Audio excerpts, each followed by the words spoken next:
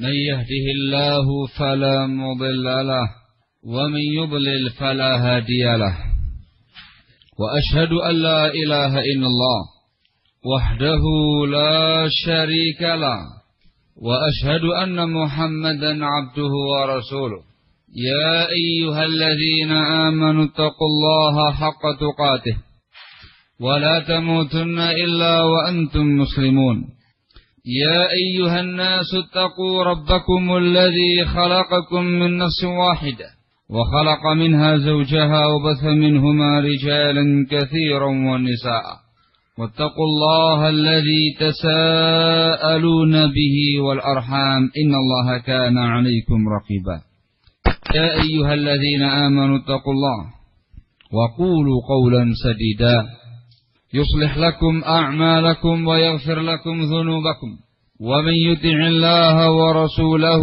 فقد فاز فوزا عظيما أما بعد فإن أصدق الحديث كتاب الله وخير الهدي هدي محمد صلى الله عليه وعلى آله وسلم وشر الأمور محدثاتها فإن كل محدثة بدعة وكل بدعة ضلالة وكل ضلالة في النار أيها الناس.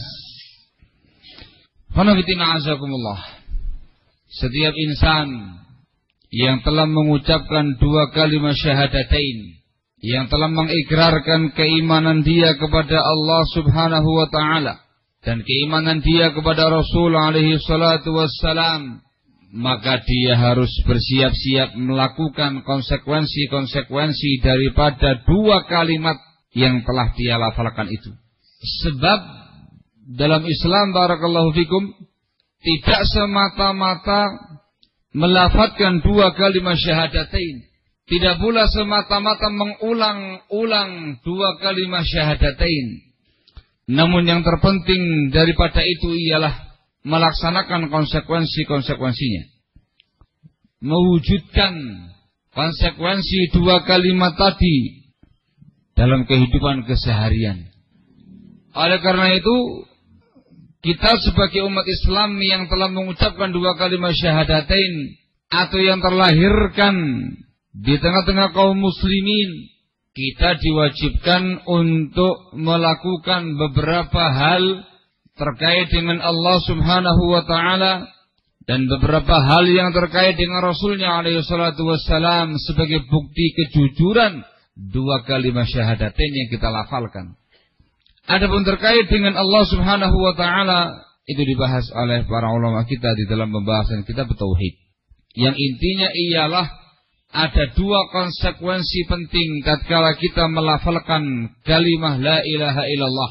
Konsekuensi yang pertama ialah meniadakan segala bentuk peribadatan selain Allah. Baik itu ibadah kepada orang-orang soleh yang telah mati, atau kepada wali, atau kepada manusia-manusia yang lain, atau kepada bangsa jin, atau kepada yang lain-lainnya dari selain Allah subhanahu wa ta'ala. Dia harus meniadakan segala bentuk ibadah kepada selain Allah. Konsekuensi yang kedua ialah dia mempersembahkan semua ibadahnya kepada Allah semata, menetapkan Allah tabaraka wa ta'ala sebagai satu-satunya zat yang dia ibadahi, yang lain batil. Dzalika bi anna Allah huwal haqq wa anna ma yad'una min dunihi al-batil. Yang demikian itu dikarenakan Allah lah sesembahan yang hak, sembahan yang benar, adapun yang selainnya adalah perkara yang batil. Itu penjabarannya terkait dengan bab tauhid wal ibadah. Barang siapa yang kemudian beribadah kepada Allah subhanahu wa ta'ala dengan keikhlasan sesuai dengan contoh Rasul alaihi salatu wassalam, berarti dia telah melaksanakan konsekuensi la ilaha illallah. Semakin semangat, semakin giat ibadahnya dia kepada Allah, semakin tinggi tingkat ubudiyah dia kepada Allah, maka semakin tinggi pula tingkatan dia dalam mengamalkan kalimah la ilaha illallah. Maka semakin tinggi pula martabatnya dia di sisi Allah sebagai hamba Allah yang betul-betul mengabdi kepadanya. Pembahasan kita kali ini barakallahu fikum ialah terkait dengan kalimat syahadat yang kedua. tatkala kita melafalkan wa asyhadu anna Muhammadan Rasulullah, dan aku bersaksi bahwasanya Muhammad sallallahu alaihi wa ala alihi wasallam adalah utusan Allah. Tatkala kita beriman akan kerasulan Nabiullah Muhammad alaihi salatu wassalam, di situ ada sekian banyak kewajiban-kewajiban yang harus kita lakukan, konsekuensi-konsekuensi daripada kalimat tadi. Barang siapa yang melakukan konsekuensi tersebut, maka dinyatakan sebagai muslim yang betul-betul ittiba'ur rasul. Muslim yang betul-betul mengamalkan konsekuensi syahadah Muhammad Rasulullah. Ini ditujukan kepada semua pihak yang beriman, semua pihak yang muslim dan yang muslimah. Mereka semua terkena kewajiban-kewajiban ini, tanggung jawab mereka melaksanakan konsekuensi kalimat tersebut. Di sini barakallahu fikum sangat banyak sekali kewajiban kaum muslimin terkait dengan Rasulnya alaihi salatu wassalam. Akan kita baca satu persatu riwayat-riwayat yang membicarakan tentang masalah ini. Kemudian disebutkan apa saja konsekuensi-konsekuensi Muhammadur Rasulullah yang merupakan kewajiban masing-masing muslim dan muslimah supaya bisa kita amalkan dalam kehidupan keseharian. Baik yang berkaitan dengan fisik beliau, khalqiyah, atau yang berkaitan dengan perangai-perangai beliau, khuluqiyah. Khalqiyah, khuluqiyah. Disebut dengan syama'il al-Muhammadiyah, kepribadian, profil Nabi kita Muhammad alaihi salatu wassalam. Disebutkan pada hadis Anas bin Malik radhiyallahu anhu, hadis yang ke-25 dalam risalah yang kita baca ini. An Anas bin Malik radhiyallahu anhu qala, kana Rasulullah sallallahu alaihi wa ala alihi wasallam laysa bitawilil ba'in wala bil qasir wala bil abyadil amhaq wala bil adam wala bil ja'dil qatati wala bis sabti. Ba'athahu Allah Ta'ala ala ra'si 40 sanatan فأقام بمكة 10 سنين وفي المدينة 10 سنين فتوفاه الله تعالى على رأس 60 سنة وليس في رأسه ولحيته 20 شعرة بيضاء. رواه البخاري ومسلم والترمذي في الشمائل. Yang artinya seolah-olah di wajah beliau itu ada buah delima yang lagi muncul, kemerah-merahan gitu. Lagi marah, kemerah-merahan. Wala bil ja'dil qatati. Ar-Rasul alaihi salatu wasallam juga bukan laki-laki yang rambutnya sangat keriting, keribu. Wala bis sabti, tidak pula rambutnya lurus banget, tapi sedang-sedang. Keribu tidak, lurus banget juga tidak. Ini barakallahu fikum menggambarkan kepada kita sosok lelaki yang ideal. Ya, tingginya tidak terlalu tinggi, tidak terlalu pendek, standar laki-laki pada umumnya, kulitnya putih bersih, rambutnya pun juga bagus. Disebutkan dalam riwayat yang lain bahwasanya Rasulullah alaihi salatu wasallam berdada bidang. Ba'idu ma baina mankibaihi, jauh antara dua pundaknya. Bidang.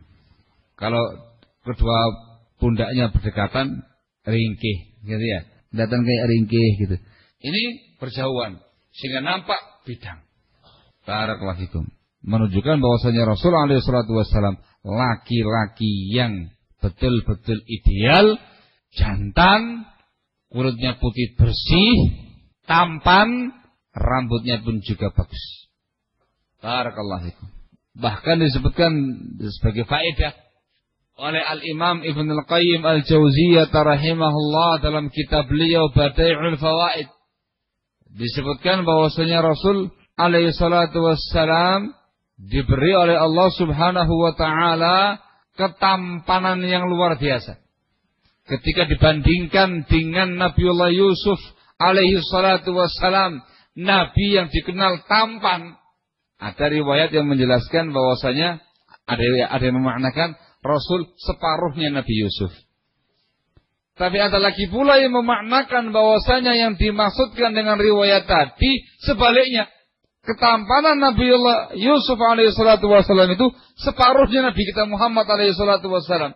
Artinya Nabi kita lebih ganteng, lebih tampan 2 kali lipat dibandingkan dengan Nabiullah Yusuf alaihissalatu wassalam.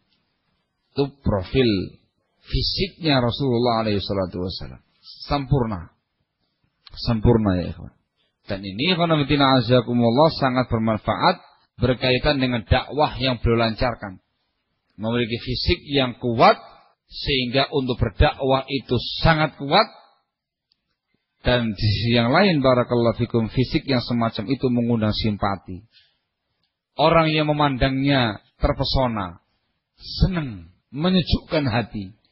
Disebutkan dalam riwayat yang lain dari sebagian sahabat radhiyallahu anhum ajma'in menjelaskan bahwasanya telapak tangannya Rasul alaihi salatu wassalam lembut selembut sutra.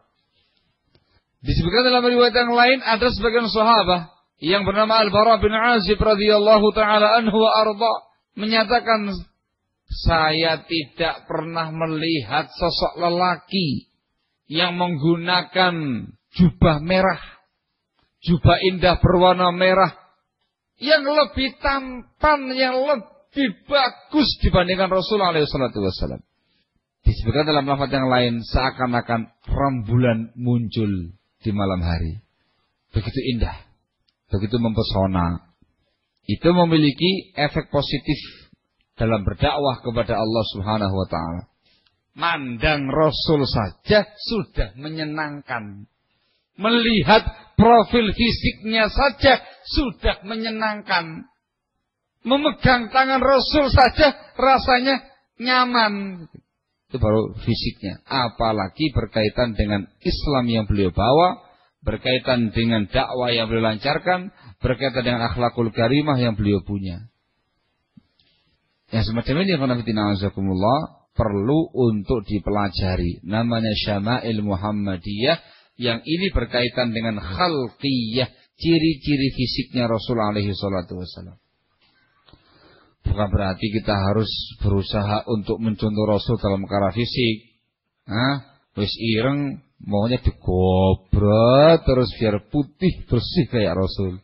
Yang keriput dibikin direbonding supaya lurus kayak Rasul. Ndak. Ini semua terkait dengan ciptaan Allah Subhanahu wa taala, masing-masingnya dinikmati saja sebagai rezeki dari Allah Subhanahu wa taala ya kan.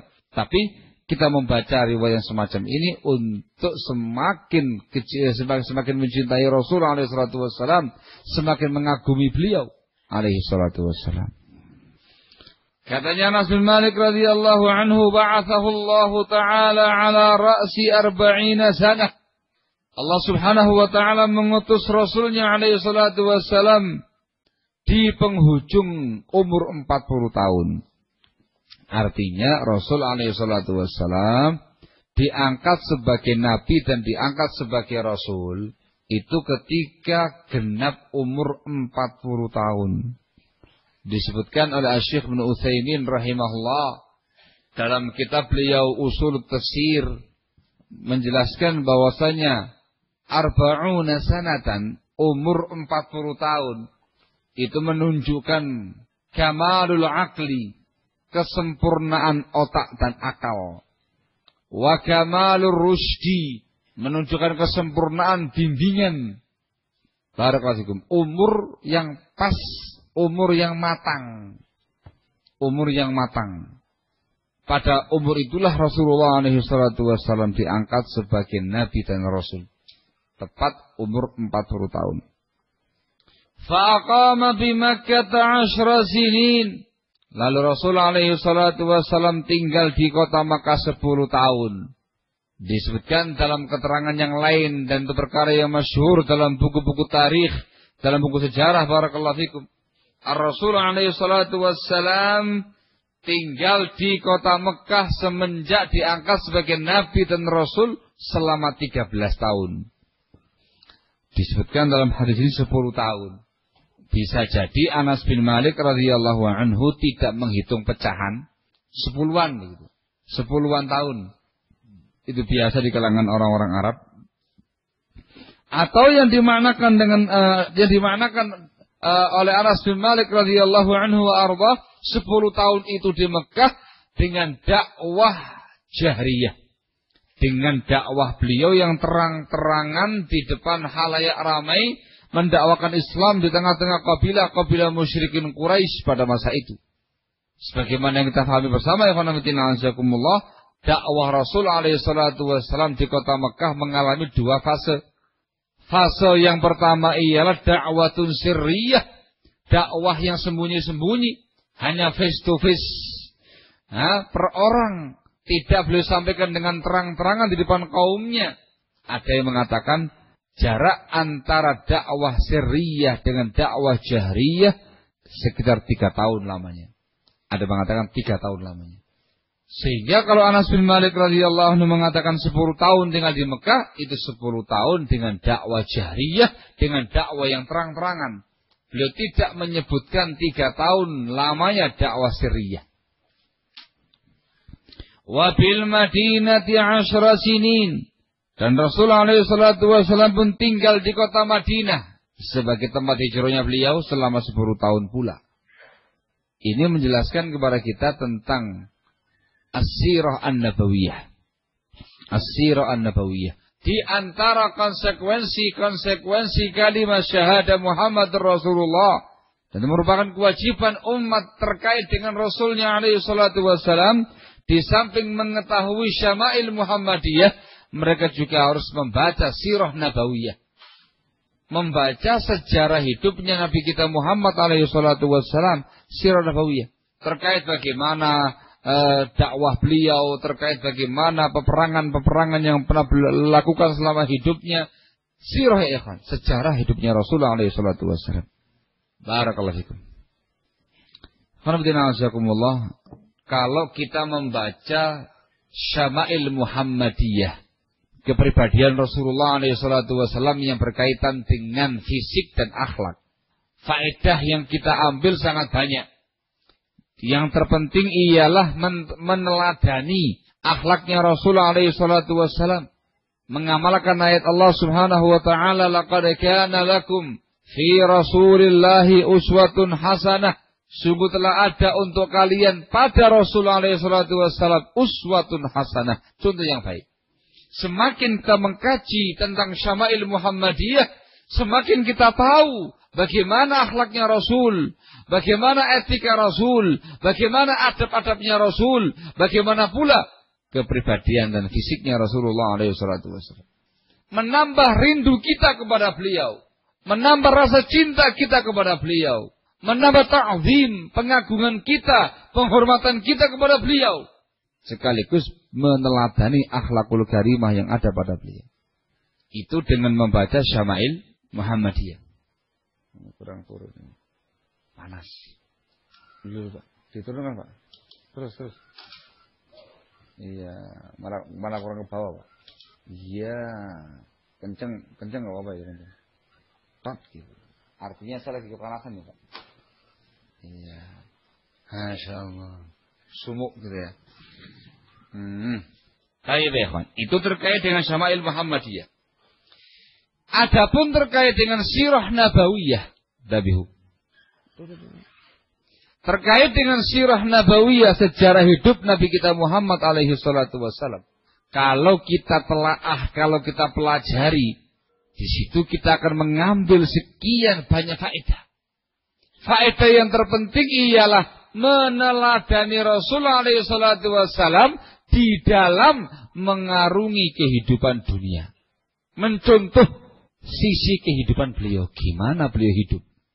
Di sana akan didapati faedah kesabaran beliau, kezuhudan beliau, qanaahnya beliau, syukurnya beliau, tawadhu'nya beliau. Itu pengalaman-pengalaman hidupnya Rasulullah SAW bisa kita ambil dari sana, sirah Nabawiyah. Juga diambil tentang perjuangan Rasulullah SAW dan para sahabatnya memperjuangkan agama Allah melawan kekuatan kufar Itu membuat munculnya ghirah, semangat keislaman, semangat berjuang, semangat membela Islam. Dengan membaca sirah nabawiyah tadi, perang Badar, perang Uhud, perang ini, perang itu dan segala macamnya. Sirah nabawiyah pula barakallahu fikum bisa diambil faedah oleh para pejabat untuk mencontoh Rasulullah SAW di dalam menjalankan roda kepemimpinan supaya menjadi pejabat sesuai dengan sunnah. Sirah nabawiyah pun juga bisa diambil faedah oleh para panglima-panglima perang dengan mempelajari taktik perang Rasulullah SAW. Sirah nabawiyah pula barakallahu fikum bisa diambil faedah oleh para politikus Islam. Bagaimana Rasulullah SAW berpolitik dengan masyarakatnya, dengan negara-negara yang lain. Siasat syar'iyah. Bahkan sirah nabawiyah barakallahu fikum bisa dijadikan hujjah, dijadikan dalil untuk raddun alal mukhalifin. Bantahan-bantahan kepada orang-orang yang menyimpang. Orang-orang yang menyelisihi sunnah Rasulullah SAW dengan sirah nabawiyah. Artinya terlalu banyak faedah penting yang kita ambil dari sirah nabawiyah dan itu merupakan kewajiban umat terkait dengan Rasulnya. Pelajari sejarah hidup Rasul kalian. Kedua, Syama'il Muhammadiyah. Yang kedua, sirah nabawiyah. Karena terlalu memalukan, terlalu memilukan ketika ada seseorang yang muslim atau seorang muslimah yang mengaku beriman kepada Rasulullah SAW, ketika ditanya tentang sejarah hidup Rasulullah SAW, tidak paham sama sekali. Lebih memalukan lagi, lebih memilukan lagi, kalau ada seseorang yang katanya berupaya kembali kepada sunnah Rasulullah SAW, kembali meniti jejak langkah Rasulullah SAW dari kalangan ahlus sunnah, tidak mengerti bagaimana sejarah hidup Rasulnya SAW. Bagaimana Anda bisa ittiba'us sunnah? Bagaimana Anda bisa ittiba'ur Rasul? Sejarah hidupnya saja tidak ngerti. Maka harus dipelajari sirah nabawiyah. Baca buku-buku tentang Syama'il Muhammadiyah. Baca buku-buku tentang sirah nabawiyah. Ambil ibrah daripadanya. Ambil pelajaran berharga daripadanya. Terapkan dalam kehidupan seharian Anda, maka Anda melaksanakan konsekuensi syahadat Muhammadur Rasulullah. Nah, ikhwan. Kata Anas bin Malik radhiyallahu anhu wa ardhah, "Fatawaffahu Allahu ala ra'si 60 sanah." Lalu Allah Subhanahu wa taala pun mewafatkan beliau di ujung umur 60-an tahun. Disebutkan 60 tahun. Padahal Rasulullah SAW disebutkan dalam nas yang lainnya meninggal dunia umur 63 tahun. Berarti di sini Anas bin Malik tidak menyebutkan pecahan 60-an tahun. Angka 3 nggak dibahas. Itu kebiasaan orang-orang Arab. Beliau meninggal dunia umur 63 tahun. Setelah 23 tahun lamanya berdakwah sebagai nabi dan rasul, baik secara sirriyah sembunyi-sembunyi atau secara jahriyah terang-terangan. Dengan wafatnya Rasulullah SAW, agama telah sempurna. Dengan wafatnya Rasulullah SAW, wahyu terputus. Maka apa yang beliau tinggalkan itu merupakan syariah Islamiyah kamilah yang sempurna. Beliau mengatakan dalam hadis yang lain, taraktukum 'alal bayda lailuha kanahariha sawa la yazighu 'anha ba'di illa halik. Aku telah tinggalkan untuk kalian, aku tinggalkan kalian di atas bimbingan yang putih bersih. Malamnya sebagaimana siangnya sama, jelas, gamblang. Tidak ada seorang pun yang menyimpang daripadanya sepeninggalku, melainkan dia pasti akan binasa. Maka dengan wafatnya Rasul, agama telah sempurna. Semua telah selesai. Apapun yang kita minta, apapun yang kita cari, apapun yang kita butuhkan, ada keterangannya, ada bimbingannya dalam Islam yang dibawa Rasul SAW. Terutama dalam perkara dakwah ilallah. Dari sini barakallahu fikum. Di dalam mendakwahkan Islam itu harus mencontoh Rasul alaihi salatu wassalam. Dan sudah tidak berlaku lagi klasifikasi fase. Kalau di zamannya Rasulullah SAW ada klasifikasi. Ada dakwah fase Mekah, ada dakwah fase Madinah. Dakwah fase Mekah dimulai dengan dakwah sirriyah, lalu dakwah jahriyah. Ini semua tidak ada. Itu hanya di zamannya Rasul SAW saja. Di zaman sekarang ini sudah sempurna, sudah hatam. Maka kita berdakwah sesuai dengan contoh dakwah Rasul SAW. Ada sebagian pemahaman barakallahu fikum. Sebagaimana yang pernah saya sebutkan, itu dulu berkembang, yang sekarang nggak ada lagi suaranya. Dakwah yang dilancarkan oleh sekelompok sesat yang bernama Isa Bugis. Itu menerapkan dua fase. Ada fase Mekah, ada fase Madinah. Persis di zaman Rasulullah SAW. Mereka memahami dan mereka meyakini sekarang itu masih fase Mekah. Dakwahnya harus sembunyi-sembunyi sirriyah. Tidak mungkin di Masjid Jami' Banyumas. Sembunyi-sembunyi dakwah sirriyah, face to face. Ya sampai sini sih penyimpangannya ya begitu berat. Ternyata mereka menerapkannya lebih jauh daripada itu. Dikarenakan masih fase Mekah, maka tidak ada di zaman sekarang ini yang namanya semua bimbingan syariah. Tidak ada. Sekarang ini fasenya fase tauhid, fase akidah, memantapkan akidah. Tidak ada sholat, tidak ada puasa, tidak ada zakat, tidak ada haji, tidak ada amalia-amalia yang lain yang terkait dengan ahkamus syariah. Mereka mengatakan itu fase Madinah. Sementara kita masih fase Mekah. Dikarenakan masih fase Mekah, babnya bab akidah. Maka mereka tidak sholat. La sholat jamaah, wala sholat jumu'ah, wala yang lain-lainnya. Tidak sholat, wala zakat, wala puasa, wala haji, wala amal-amal yang lain. Dengan alasan fase Mekah. Hadza batil. Wahadhihi dhalalah. Ini merupakan kebatilan, kesesatan, penyimpangan, dan mungkin berujung kepada kekufuran. Barakallahu fikum. Pada kenyataannya barakallahu fikum, mereka itu tidak pernah berpindah ke fase Madinah gitu. Sudah sekian tahun lamanya, berpuluh-puluh tahun lamanya semenjak mereka mendirikan komunitas Isa Bugis sampai detik sekarang ini terus fase Mekah. Madinahnya kapan? Nanti dulu, Mekah dulu. Ittifa'ul hawa. Walhamdulillah tidak ada lagi suaranya. Muslimin paham bagaimana penyimpangan-penyimpangan mereka. Sudah paham ya? Klasifikasi yang semacam itu pun juga terjadi pada orang-orang pergerakan. Dari kalangan harakiyin. Mereka juga menerapkan yang namanya fase Mekah, fase Madinah. Harakiyin. Sekali lagi mereka juga mengatakan sekarang itu fase Mekah. Sekarang itu fase Mekah. Belum fase Madinah. Kemudian Mekah terus nggak ada Madinahnya. Fallahul musta'an. Maka mereka di dalam melaksanakan dakwah ilallah secara khususnya itu gerakan bawah tanah. Gerakan bawah tanah. Rekrutmen atau merekrut kaum muslimin face to face dengan gerakan bawah tanah. Semacam N11. Jamaah Islamiyah, Islam Jamaah. Dan yang sepaham dengan mereka. Ini semuanya menerapkan dua fase. Fase Mekah, fase Madinah. Itu merupakan ciri-ciri penyimpangan suatu komunitas.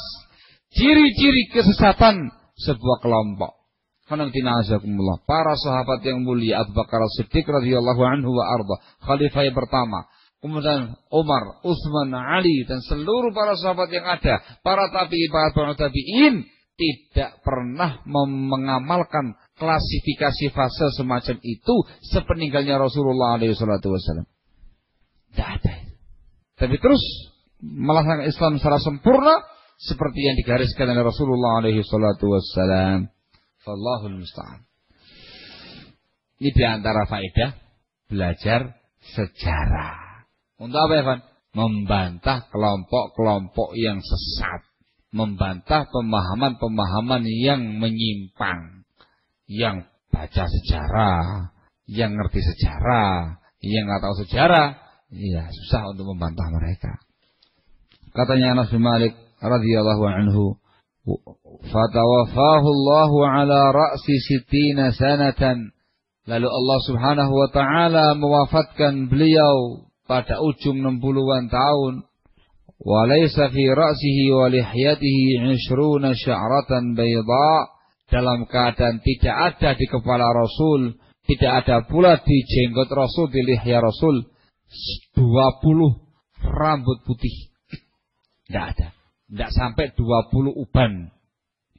Artinya walaupun beliau alaihi salatu wassalam meninggal dunia umur 63 tahun, nampak masih muda.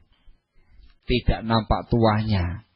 Ubannya tidak sampai 60 helai. Enggak sampai 20 helai. Kok 60? 20 helai. Baik di kepalanya atau di jenggotnya. Allahul musta'an.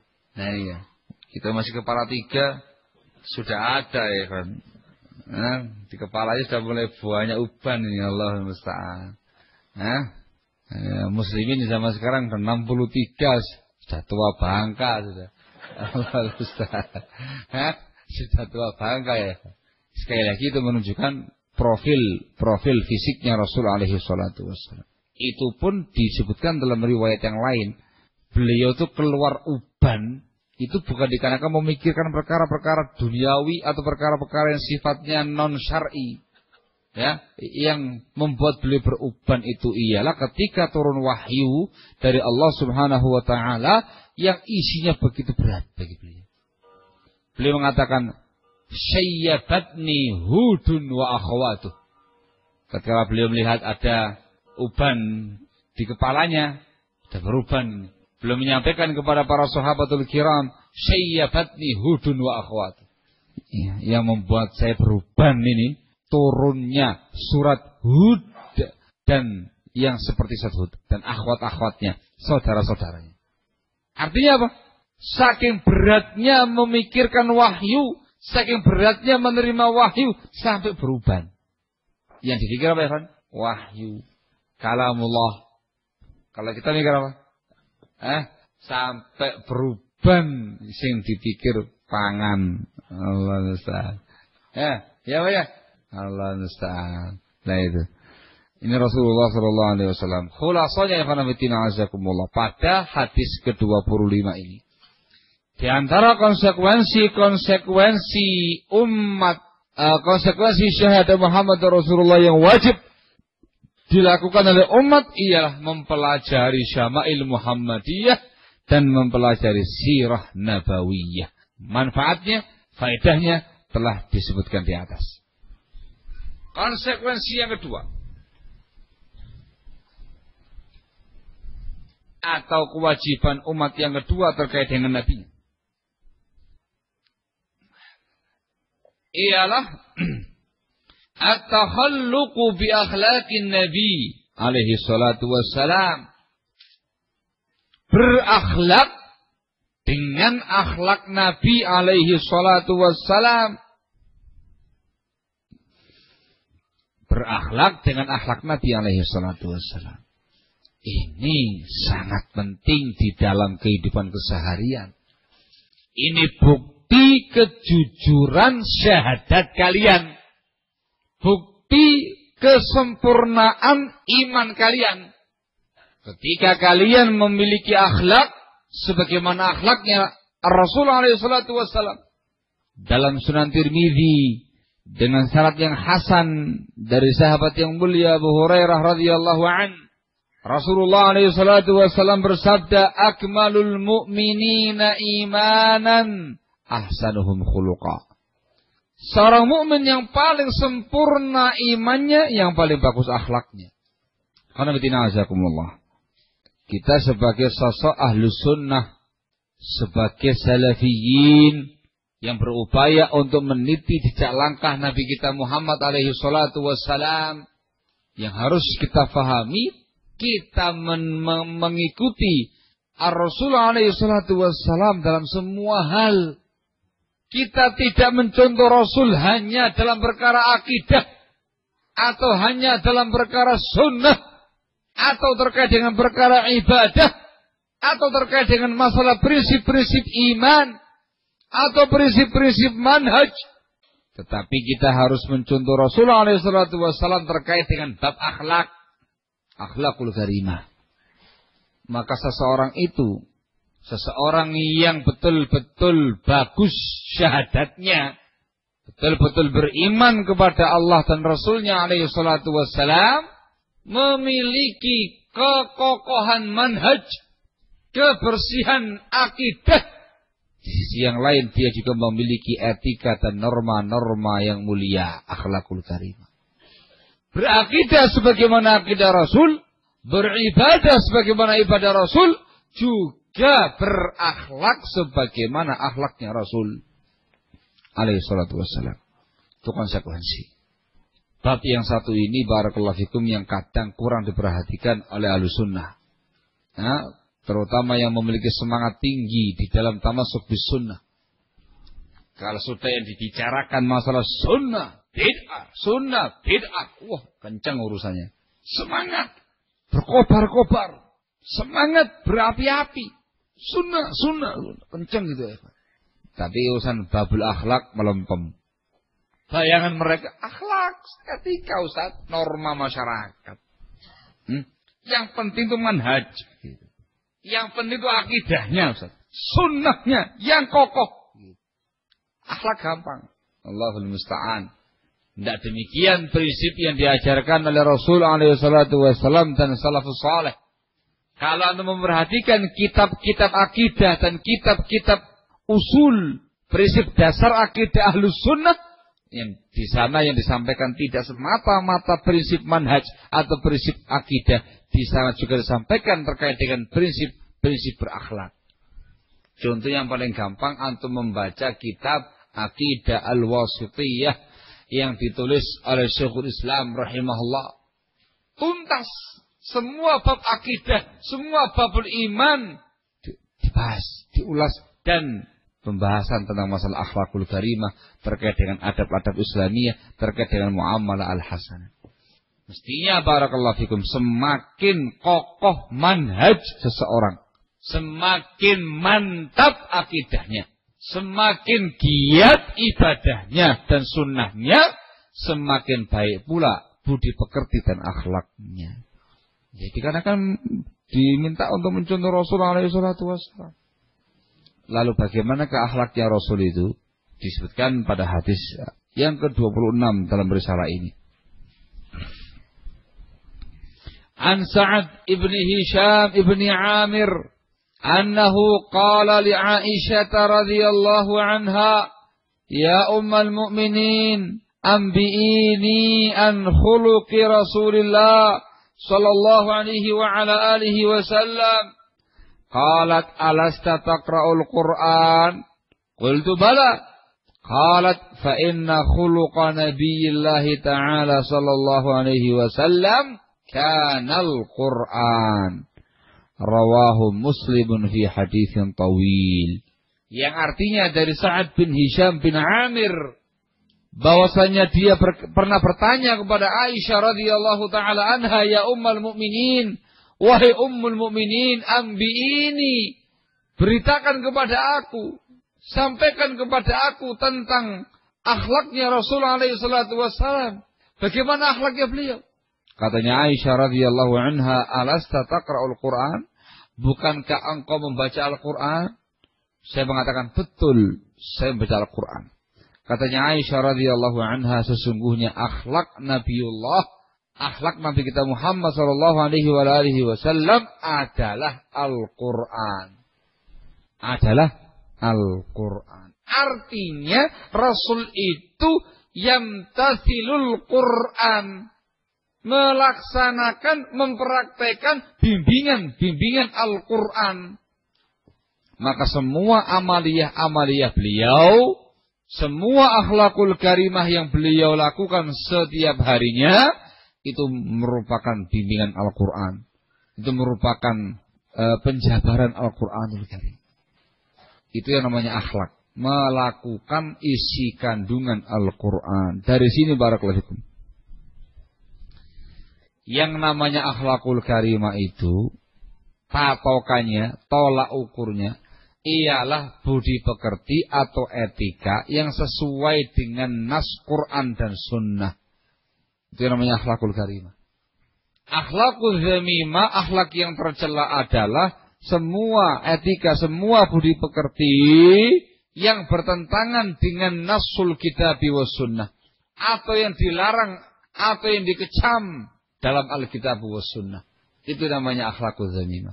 Artinya, tolak ukur menilai sebuah akhlak itu dalil Al-Quran, Al-Hadis, bimbingan agama, Asy-Syariah.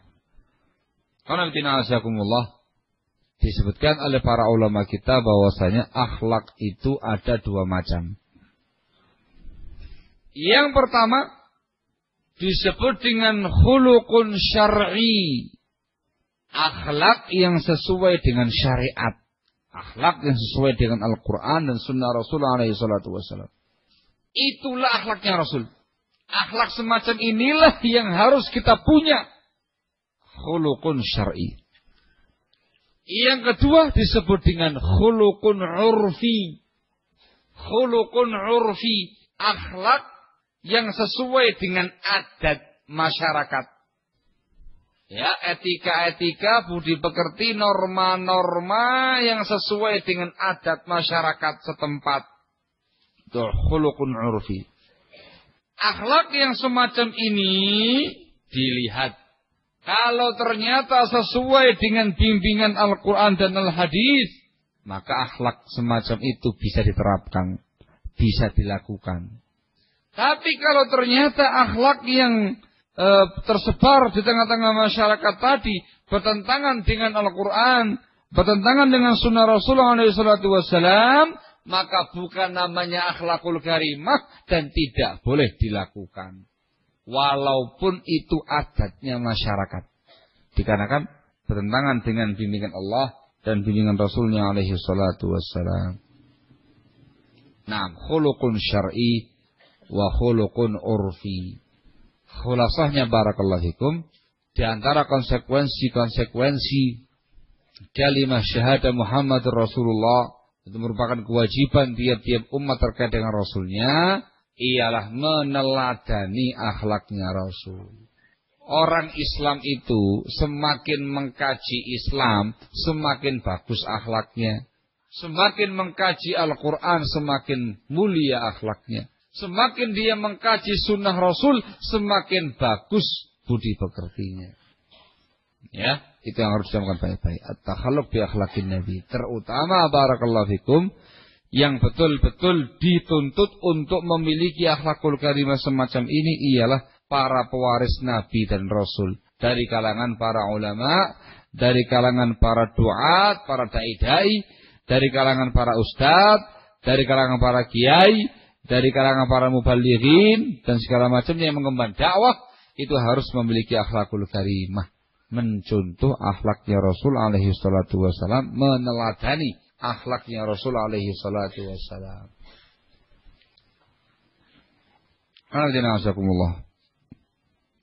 Di tengah-tengah masyarakat kita, terkait dengan dakwah yang dilancarkan seorang dai, di tengah-tengah masyarakat kita, rata-rata atau keumuman masyarakat kita menilai dakwah seseorang itu menggunakan patokan mata, baru telinga, baru hati. Paham yang saya maksud? Masyarakat itu, barakallahu fikum, menilai dakwah yang kamu lancarkan menggunakan matanya. Artinya mereka melihat terlebih dahulu, memandang sosok dai-nya, mengundang simpati atau mengundang antipati. Nengok dai-nya dulu. Gimana cara dakwahnya ini? Kalau ternyata dai-nya itu minim akhlak, saya bahasakan minim aja ya, Daripada saya bahasakan bejat akhlaknya terlalu kasar ya.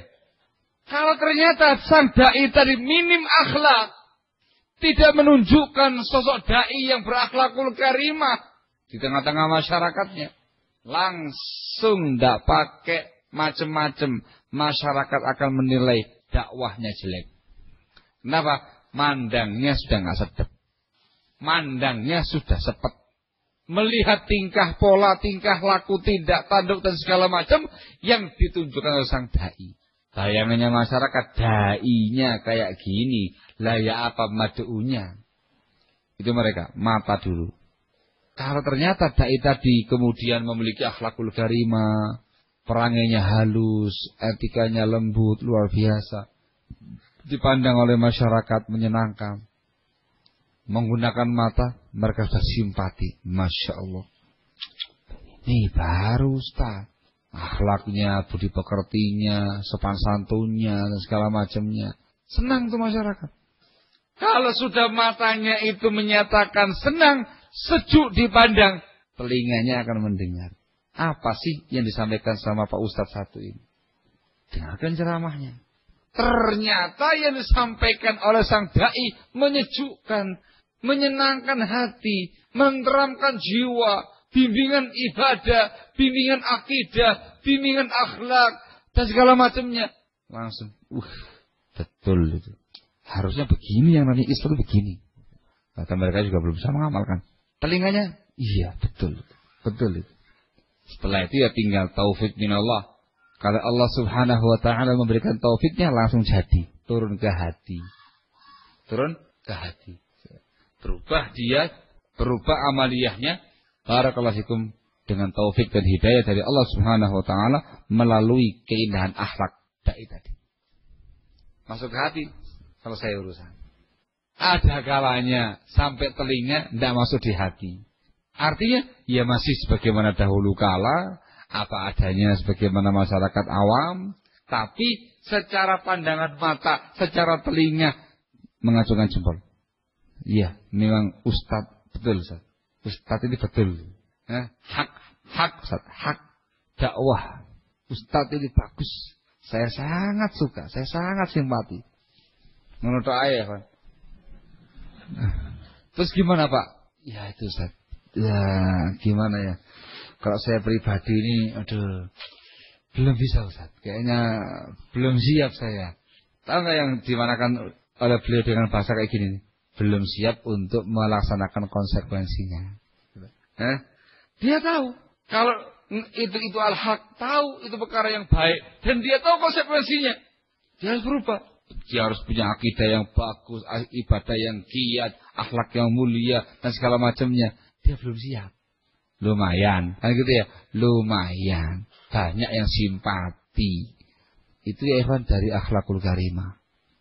Pertanyaan kita, kenapa dakwah Rasul alaihi salatu wassalam sangat dicinta, sangat disuka, sangat dikagumi oleh seluruh para sahabatnya. Orang-orang yang memandang beliau langsung terpesona, langsung dengan mudahnya, dengan gampangnya menerima apa yang beliau sampaikan. Di samping wahyu, di samping sebagai seorang nabi ya, ya. Peran yang betul-betul besar ialah akhlaknya beliau. Akhlaknya Rasul alaihi salatu wassalam. Beliau disuka oleh semua kalangan. Yang tua bangka senang beliau. Yang seumur senang beliau. Sampai anak-anak kecil semuanya suka dengan Rasulullah alaihi salatu wassalam. Itu karena perangainya yang halus, akhlaknya yang mulia. Barakallahu fikum. Maka kita sebagai umat Islam, sebagai pengikut Nabi kita Muhammad alaihi salatu wassalam, yang sudah mengucapkan kalimat syahadah Muhammadur Rasulullah, konsekuensinya kita harus takhalluk bi akhlakin Nabi, harus berakhlak dengan akhlaknya Rasul alaihi salatu wassalam. Dan akhlaknya Rasul adalah penerapan Al-Qur'an. Maka kalau kepingin punya akhlak harus banyak ngaji, harus banyak belajar, menimba ilmu agama, mengkaji Al-Qur'an, mengkaji sunnah, terapkan dalam kehidupan sehari-hari dengan akhlakul karimah. Kalau ada seseorang muslim mengaku dirinya Islam, kok akhlaknya bejat, saya nggak mengatakan minim akhlak, Soalnya bukan ustaz yang saya bahas. Orang lain ini. Ngaku muslim tapi ternyata akhlaknya bejat. Itu tandanya syahadatnya melempem. Syahadatnya lemah. Pertanda imannya dia itu turun. Tingkat keislamannya di bawah. Waspadai itu. Jangan sampai dibiarkan begitu saja. Ya. Semua berkaitan dengan masalah keimanan. Terkait dengan masalah keislaman. Terkait dengan bab syahadat. Bab syahadat. Itu dari akhlaknya. Konsekuensi yang berikutnya. Jam berapa adanya ya, Pak? Masya Allah, alhamdulillah masih lama. Jam 12 kurang 5 menit adanya. Berarti kita masih punya waktu setengah jam lagi. Satu lagi. Di antara konsekuensi syahadah Muhammadur Rasulullah. Al-i'tiqadu. بأن النبي صلى الله عليه وسلم خاتم النبيين وسيد المرسلين وأفضل النبيين. Di antara konsekuensi syahadat merupakan kewajiban umat ialah meyakini bahwasanya Rasulullah SAW khatamun nabiyyin, penutup para nabi, la nabiyya ba'da. Tidak ada nabi setelah Rasul. Beliau itu Sayyidul Mursalin, pemimpin dan tokohnya para anbiya wal mursalin. Ana sayyidu waladi Adam wala fakhr. Wa afdalun nabiyyin, dan beliau adalah nabi yang paling afdal, rasul yang paling afdal, Nabi kita Muhammad alaihi salatu wassalam.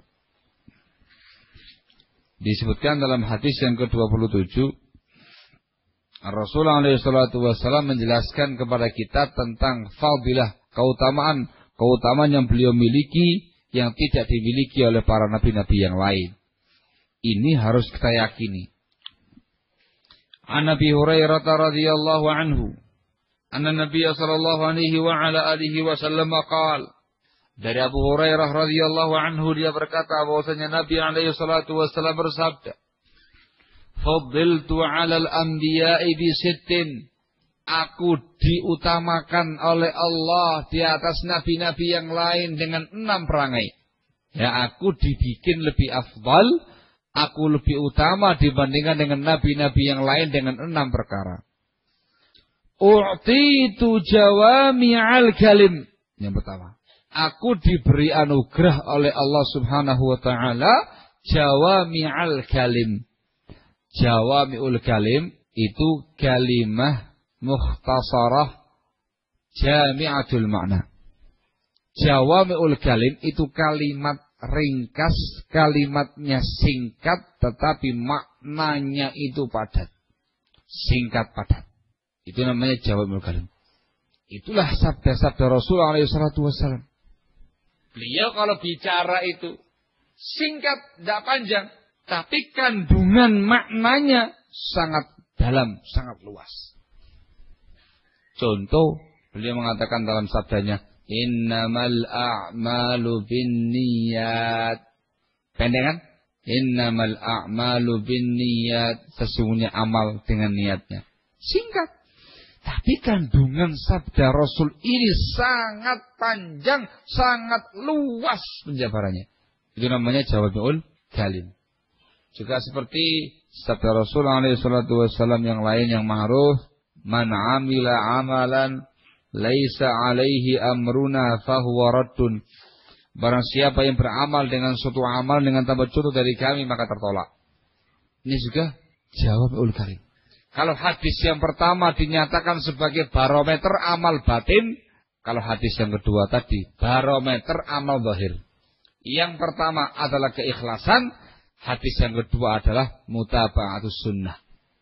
Itu jawami'ul kalim. Semua amalan apapun yang kita lakukan harus dengan 2 riwayat ini. Niatnya ikhlas ataukah tidak, sesuai dengan contoh Rasul ataukah tidak. Hanya 2 ini. Namanya apa, Evan? Jawami'ul kalim. Satu sangat banyak. Contoh yang lain dalam perkara ahkam. Sabda Rasulullah SAW, La darara wa la dirara. Singkat. Hadis ini meniadakan semua bentuk kemaudharatan dalam Islam. Ditiadakan. Juga melarang segala bentuk tindakan-tindakan atau ucapan-ucapan yang memaudharatkan orang lain. Semuanya. Dengan satu kata, la darara, dua kata, la darara wala dirar. Singkat tapi penjabarannya sangat panjang. Rasulullah SAW ditanya tentang Islam. Ya Rasulullah, kulli fil islami qawlan la as'alu anhu ahadan ghairak. Ya Rasulullah, sampaikan kepada aku tentang Islam dengan satu kata. Islam dengan satu kata. Aku tidak akan bertanya lagi kepada orang lain selain ya Rasulullah. Islam panjang ini satu kata. Beliau mengatakan, Qul amantu billah. Katakan, aku beriman kepada Allah. Itu Islam. Artinya semua penjabaran Islam yang luas ini terkait dengan akidah, ibadah, akhlak, adab, muamalah, dan semua yang ada itu ternyata disaripatikan di satu kata pada kata-kata amantu billah. Aku beriman kepada Allah. Semua kembali kepada al-imanu billah, iman kepada Allah Subhanahu wa taala. Tsumastaqim, setelah itu istiqomahlah kamu di atas iman tadi. Islam yang sekian banyaknya satu kata amantu billah. Itu namanya apa? Jawami'ul kalim. Karena seseorang itu, seorang dai mubaligh, semakin singkat bahasanya, tegas jelas bahasanya, tapi padat maknanya, berarti dia semakin mencontoh Rasul alaihi salatu wassalam dalam bab yang satu ini. Dan itu kan mauhibah, anugerah dari Allah Subhanahu wa taala yang Allah berikan kepada masing-masing hambanya. Ada tipikal saja bertele-tele panjang kalau ngidul, tidak tahu mana ujungnya, mana pangkalnya, mana tengahnya, mana sayapnya, panjang. Oh begitu. Setelah itu ilahuna alhamdulillahirabbil alamin. Ada yang begitu. Jadi ini apa, larinya kemana ini? Lompat-lompat, nggak jelas ujung pangkalnya. Ada ya semacam itu. Ada pula barakallahu fikum yang terlalu singkat. Poin pertama ini gini-gini, dua gini, gini-gini, tiga gini, gini-gini, ya. Jadi orang ini, waduh ini bagaimana penjabarannya ya? Nampaknya hanya ngasih matan ustadznya ini. Allah Ustaz. Ada pula yang pas, jawami'ul kalim. Dikasih kalimat-kalimat yang merupakan kaidah penting, dikasih penjabaran seperlunya, masalah yang luas cakupannya disederhanakan, diklasifikasi dengan bahasa yang jelas, dengan bahasa yang singkat, memudahkan orang untuk memahaminya. Itu namanya jawami'ul kalim. Semakin dia mampu untuk melafalkan jawami'ul kalim, semakin tinggi ilmu yang dia punya. Semakin dia dekat dan mencontoh Rasulullah alaihi salatu wassalam. Fadilah besar. Yang kedua kata Rasul, wa nusirtu birru'bi. Aku ditolong oleh Allah Subhanahu wa taala dengan ru'b, rasa takut. Artinya, aku ditolong oleh Allah Subhanahu wa taala dengan rasa takut yang Allah lemparkan di hati-hati musuh-musuh agama. Disebutkan dalam lafaz yang lain, tabahan masirata syahrin, sejarah satu bulan perjalanan. Maknanya ketika Rasul alaihi salatu wassalam hendak menyerang musuh, 1 bulan sebelum Rasul berjalan, mereka sudah ketakutan. Dengar khabar Rasul mau menyerang wilayah A. Itu sudah panik itu. Gelisah, gimana ini? Wah, ketakutan. Yang membuat mereka kalah. Itu Rasulullah. Nusirtu birru'bi. Aku ditolong oleh Allah Subhanahu wa taala dengan rasa takut yang ada pada musuh-musuhku. Itu di zamannya Rasul. Di zaman sekarang mungkin terjadi kalau orang tadi betul-betul meneladani Rasul dalam semua hal. Akan ditakuti oleh musuh-musuh agama. Ini ya kan terkait dengan bab jihad. Nah, dalam bab jihad. Kalau ada bendera jihad yang syar'i, sekarang nggak ada yang syar'i. Kalau seandainya ada, kemudian para mujahidin tadi betul-betul di atas sunnah Rasul alaihi salatu wassalam, panglimanya di atas sunnah mencontoh jihadnya Rasul. Mereka kemudian memiliki akidah yang kuat, ibadah yang giat, sunnah yang kokoh, manhaj yang kokoh, akhlak yang mulia. Luar biasa, ditakuti oleh musuh-musuh agama. Sudah tampil sosok mujahidin yang satu ini, wah gelisah semuanya, ketakutan semuanya. Itu mungkin dengan syarat tadi. Itu Anda bisa membacanya di sejarah para sahabat, sejarah Khulafaur Rasyidin, sejarah Futuhat Islamiyah, peperangan-peperangan Islam untuk memperlebar wilayah pada masa itu. Di situ antum akan mendapati bagaimana pasukan Islam itu dengan gagah beraninya betul-betul menakutkan pasukan musuh-musuh agama. Di zaman era kekhilafahan Umar bin Khattab radhiyallahu anhu, pada masa-masa penaklukan Persia, dikarenakan mujahidin dari kalangan para sahabat wa tabi'in yang dipimpin oleh sahabat yang mulia Sa'ad bin Abi Waqqas radhiyallahu anhu wa arda, sosok mujahidin di atas sunnah. Antum membaca sejarahnya, musuh agama sangat ketakutan. Sangat ketakutan. Sampai terjadi sebuah perang namanya Zatus Salasil. Itu bukan zamannya Rasul, di zamannya Umar. Zatus Salasil. Kenapa kok dikatakan sebagai Zatus Salasil yang memiliki kerangkeng-kerangkeng, yang memiliki apa namanya, rantai-rantai? Ternyata disebutkan di situ negara Persia, pemerintah Persia sudah kewalahan menghadapi mujahidin yang ada. Prajurit Persia itu sudah sangat ketakutan menghadapi para sahabat dan para tabi'in.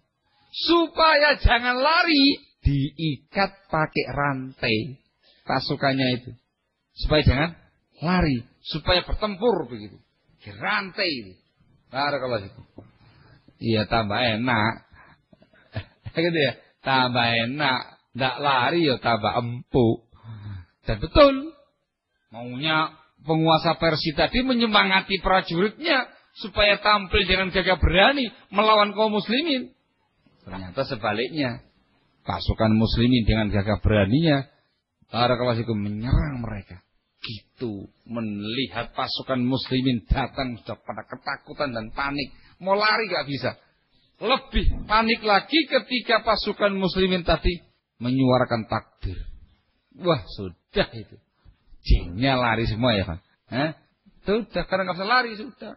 Sembelih. Banyak yang mati, yang terbunuh ribuan orang, puluhan ribu, ratusan ribu begitu. Kemenangan demi kemenangan diraih oleh pasukan Islam. Itu mungkin nusir tu birru'bi. Syaratnya apa? Harus sesuai dengan bimbingan sunnah Rasulullah SAW. Nah, kalau mujahidinnya mikir pulang, mujahidinnya mikiri nyonya terus, ngelamun di pinggir pantai mikiri nyonya terus, kapan boleh ini?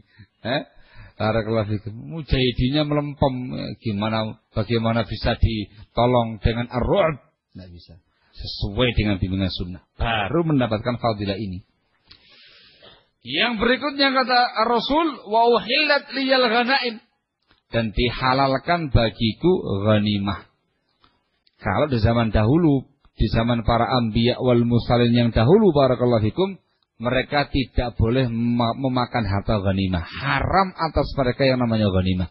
Jadi kalau mereka perang dan berhasil menaklukkan orang-orang kafir dan memiliki harta rampasan perang yang banyak, dikumpulkan jadi satu dan dimusnahkan, dibakar.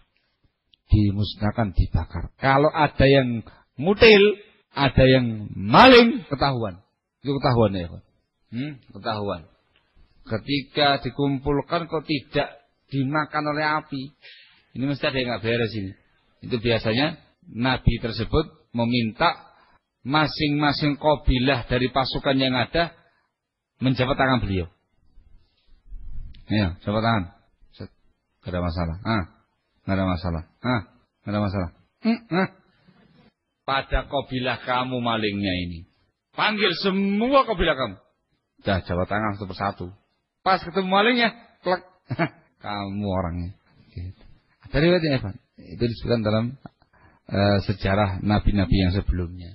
Haram. Adapun untuk umat ini Di zaman Nabi kita Muhammad, di masa Nabi kita Muhammad alaihi salatu wassalam, yang namanya ghanimah, harta rampasan perang itu halal, baik dalam bentuk persenjataan, barang-barang perkakas, mobil, budak-budak dan segala macamnya, itu semuanya halal. Baik di zamannya Rasul ataupun di zaman-zaman setelah Rasul alaihi salatu wassalam, yang penting jihadnya syar'i. Barakallahu fikum. Ini yang bikin mujahidin cepat kaya. Perang melawan orang kafir, menang. Wah, melimpah itu. Ada rumah, ada mobil, ada emas, ada perak, ada uang, ada perkakas, ada semangat dalam budaya ini. Ada wanita dan segala macamnya. Dibagi itu. Dibagi. Barakallahu fikum. Pas di bagian kamu, ada budak perempuannya. Halal bagi kamu. Syaratnya kalau dia tidak sedang hamil, harus ditunggu 1 kali haid. Ya, tunggu 1 kali haid, baru setelah itu silakan. Halal. Kalau dia hamil, harus melahirkan terlebih dahulu. Baru kemudian silakan. Tanpa ikatan pernikahan. Dikarenakan dia status sebagai seorang budak. Gitu ya. Udah budak gitu, seneng. Para budak. Yang merdeka juga masih banyak. Naam. Yang berikutnya kata Rasul, wa ju'ilat liyal ardu tahuran wa masjidah. Dijadikan untukku bumi ini sebagai alat bersuci dan sebagai tempat sholat.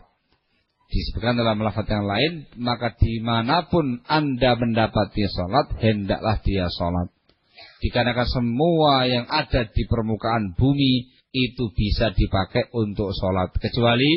Kecuali kuburan. Yang kedua, tempat-tempat buang hajat. Yang ketiga, tempat-tempat yang kotor, yang najis. Tempat-tempat sampah dan segala macamnya. Hanya ini. Selebihnya boleh. Dan tanah itu pun juga untuk bersuci. Kalau tidak ada air, bisa tayamum dengan debu yang suci. Itu kemudahannya, ya. Di zaman dahulu, umat-umat yang terdahulu kalau mau ibadah, harus di tempat ibadah. Ini gerejanya, ini kapelnya, segala macamnya, harus tempat ibadah. Muslimin, kasih kelonggaran. Kalau memungkinkan di masjid, di masjid. Dan memungkinkan di surau. Dan memungkinkan dimanapun Anda berada, datang waktu sholat, langsung sholat di situ.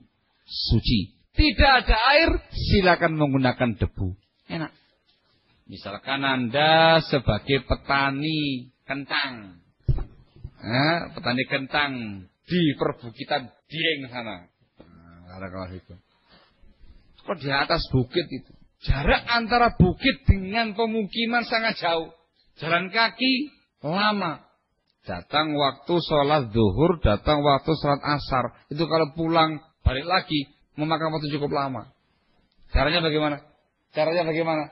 Begitu datang waktu zuhur, langsung Anda kumandangkan adzan di puncak bukit tadi dan silakan sholat di tempat Anda bekerja. Dari tempat yang agak luas, yang agak lapang, yang bersih, sholat di situ. Boleh. Ada air, pakai air. Gak ada air, tayamum. Luar biasa. Enak ya, Pak. Gampang kan? Nah, itu adalah kemuliaan yang diberikan pada umat ini. Yang berikutnya kata Rasul, wa ursiltu ilal khalqi kafatan. Dan aku diutus oleh Allah kepada semua makhluk. Semua makhluk meliputi bangsa jin dan bangsa manusia. Rasul itu sebagai Rasul seluruh makhluk sampai yaumul qiyamah nanti. Yang manusia, yang jin, yang Arab, yang non-Arab, semuanya. Beliau sebagai Rasul untuk semua umat. Maka ini sebagai bantahan kepada pihak yang menyatakan Rasulullah itu nabinya orang Arab. Itu pemahaman yang sangat menyimpang, yang sangat batil. Yang menyatakan Rasul itu nabinya orang Arab. Salah ya. Beliau nabi, Rasul untuk semua makhluknya Allah, baik manusia atau jin, baik bangsa Arab ataukah non-Arab, seluruhnya. Dan yang terakhir kata Rasul, wa khutima bi an-nabiyun. Dan aku dijadikan sebagai penutup para nabi. sebagai nabi yang terakhir, rasul yang terakhir, la nabiyya ba'di, kata Rasul, tidak ada nabi yang setelahku. Ini semua ikhwan diimani, diyakini. Rasul sebagai penentu para nabi, Rasul sebagai sayyidul mursalin, Rasul sebagai afdalul anbiya'i wal mursalin. Nabi yang paling afdal, nabi yang paling utama. Barakallahu fikum. Nah, ikhwan, adapun yang berikutnya insyaallah akan kita sebutkan pada perjumpaan yang kedua insyaallah taala. Naktafi lahuna subhanaka wa bihamdik asyhadu an la ilaha illa anta astaghfiruka wa atubu ilaik.